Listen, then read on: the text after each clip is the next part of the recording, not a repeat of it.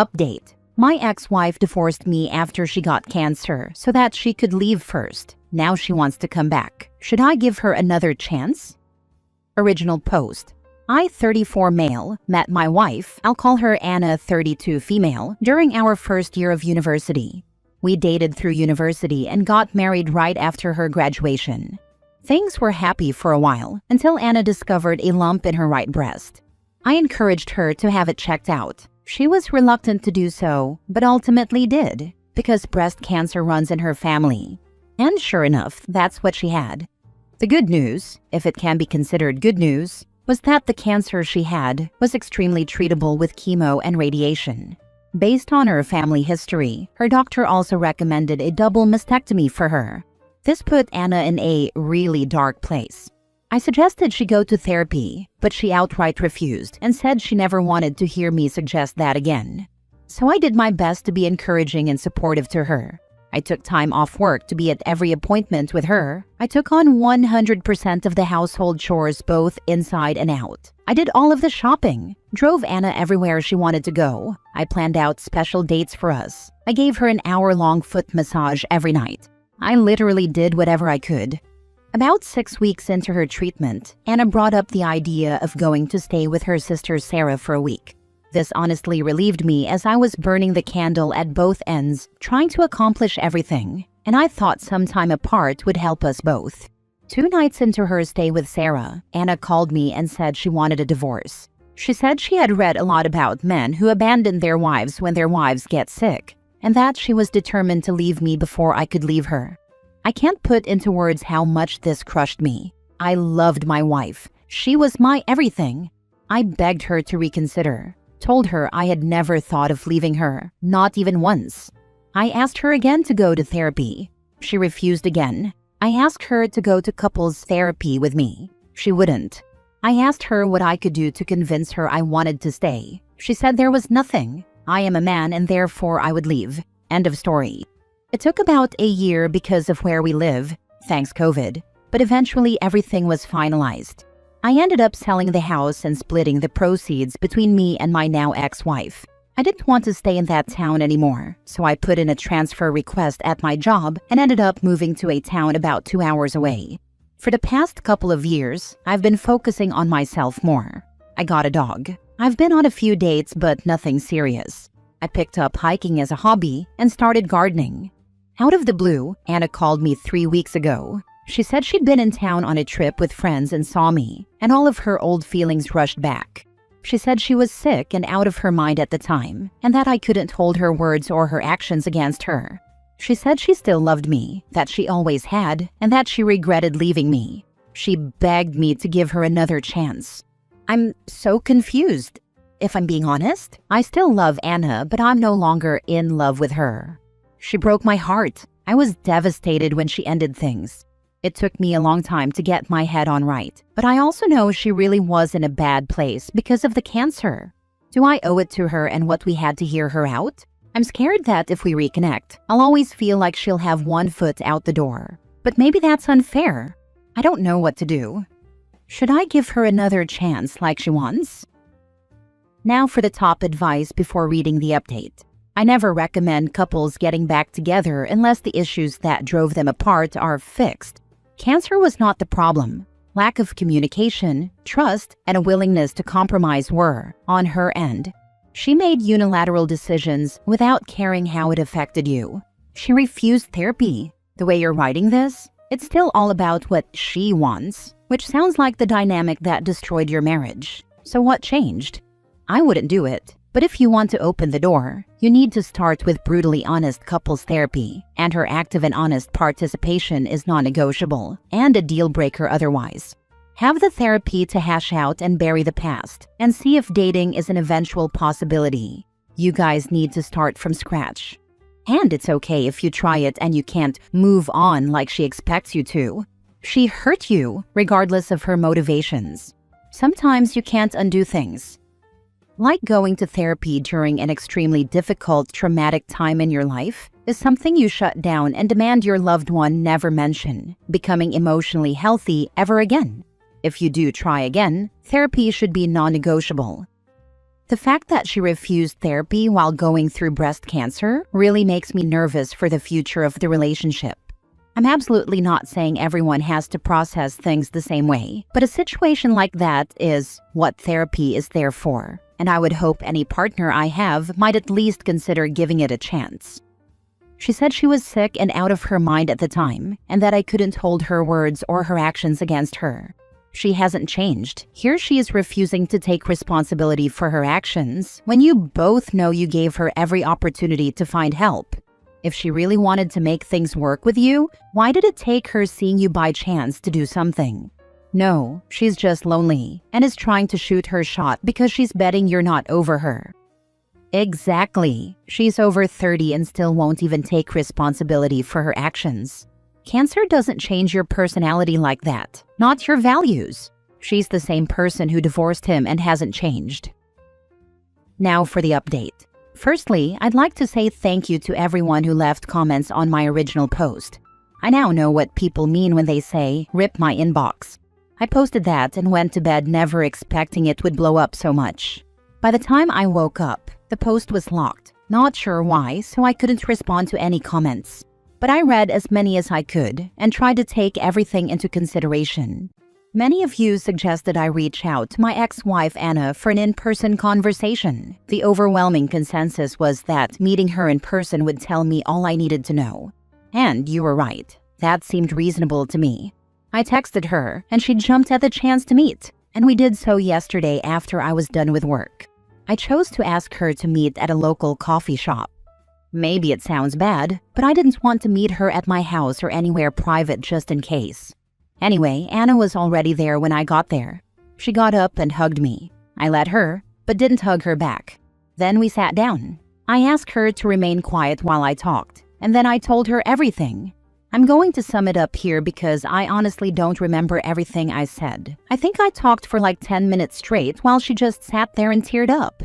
But I told her things like how much she had devastated me. I told her that I would have stuck with her through thick and thin no matter what. I told her that I loved her, and that hadn't changed after her diagnosis or treatment plan. I told her that I was broken after she initiated the divorce. I told her how hard it was for me to pull myself back together. A lot of you pointed out that if Anna and I got back together, I should be worried about what she would do the next time she got sick, or if I got sick. And you were right. So I told her that too, and she got mad and interrupted me at that point.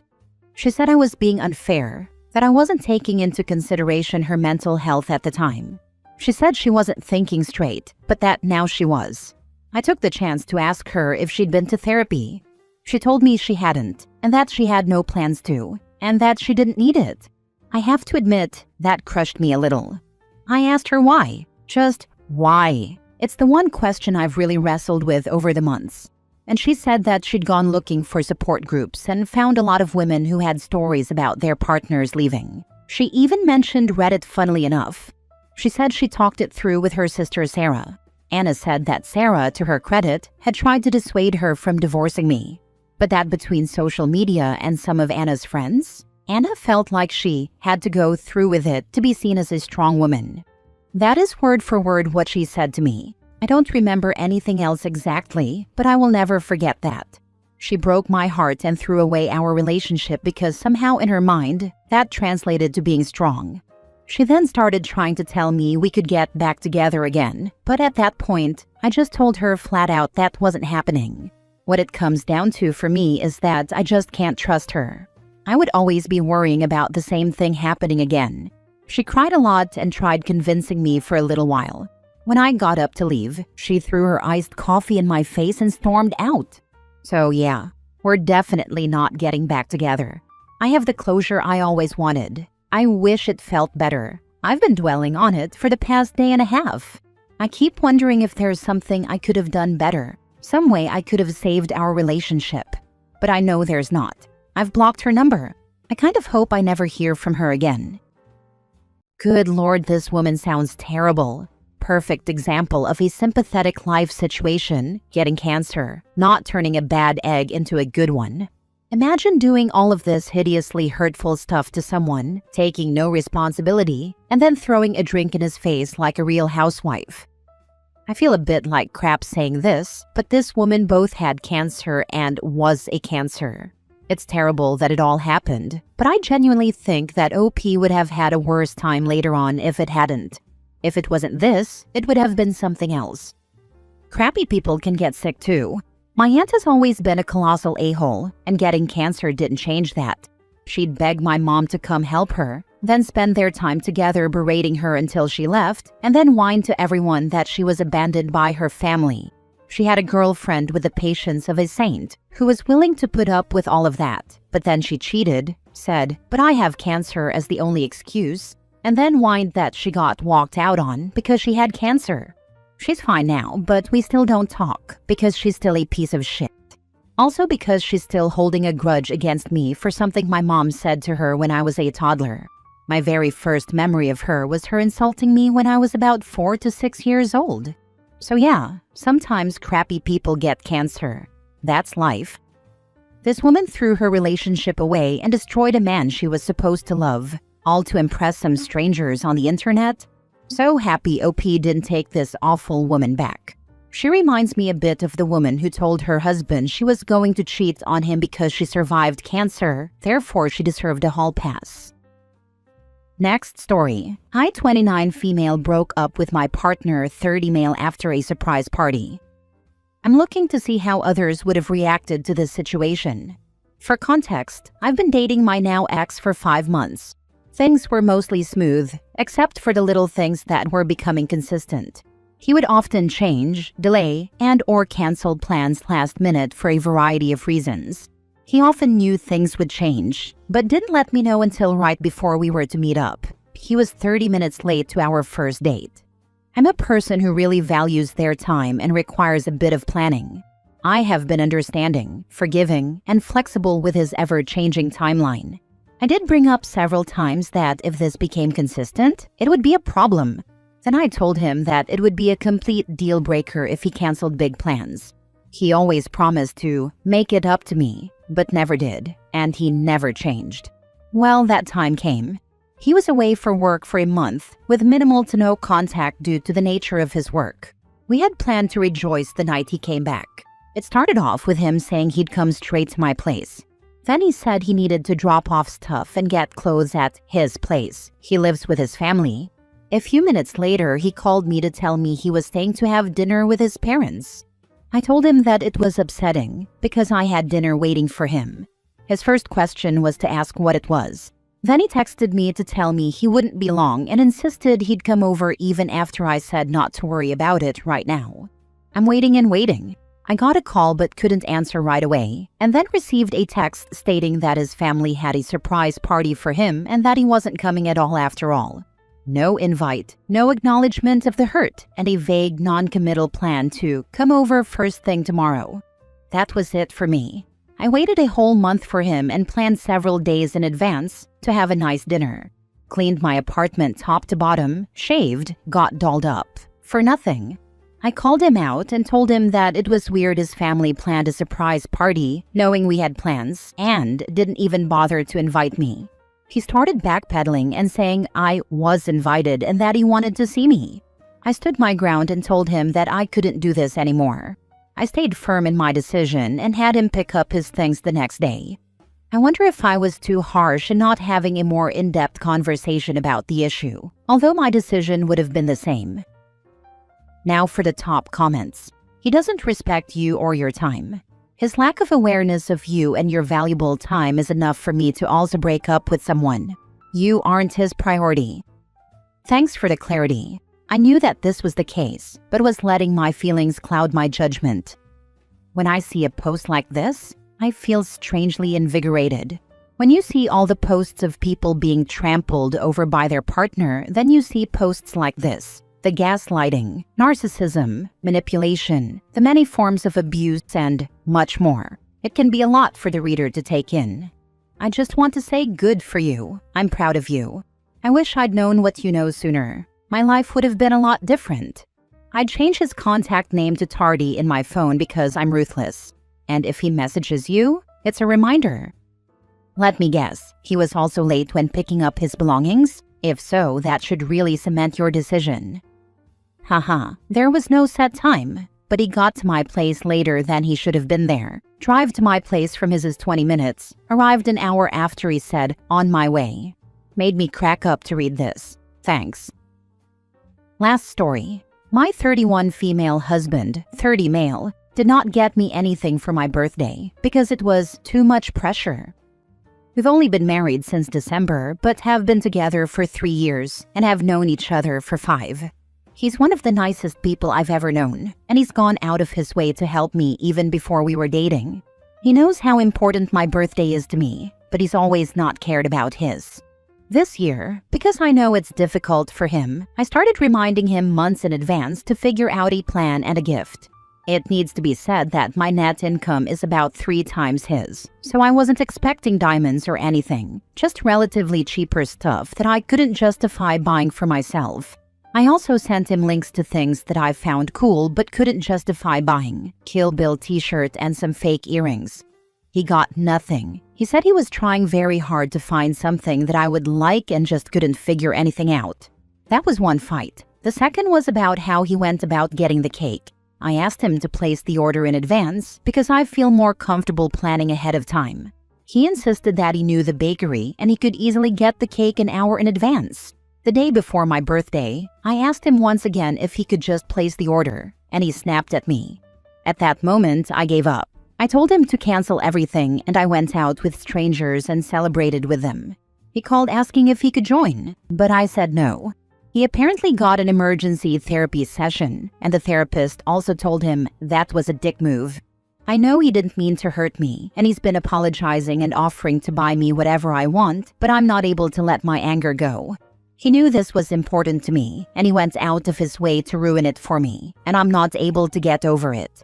How do we move forward from this? I need help and advice. Couples therapy is on the table, but right now I'm still too angry to have a conversation. P.S. I also plan his birthdays and get him gifts. He's the nicest person you've ever known? Right? Then she's been around some awful people. Or is he only nice when she's doing what he wants? I know he didn't mean to hurt me. I question this OP. If you give someone idiot-proof guidance on what you like, and they simply choose to ignore it, what do you think the endgame is there other than to hurt you? He knew this was important to me, and he went out of his way to ruin it for me, and I'm not able to get over it. Yes, this is the key. He knew what you wanted, and he chose to do the opposite.